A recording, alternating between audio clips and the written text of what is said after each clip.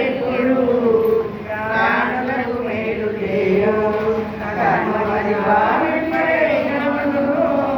ఉద్యోగించడు వారిని గురువున ఆదిభూతమని పిలుచురు అక్షరుండైన వాణి విద్యుడు వాయుదేవతంబలుతును అభియజ్ఞులనగనేనే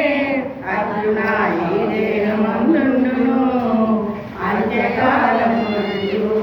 నందడు వానరుండును అతడు తప్పకుండును అక్షరములైనడు ఎవడే భావమును తలచుచూ ఈ దేహమును వీరును ఆ భావమును తలచుచూ తప్పగా అతడు జన్మించును మరలా ఉల్లమును పుట్టినప్పుడు నా యందు చింతించుచున్నా పొందెదవు నన్ను నీవు అర్జున సంధ్యము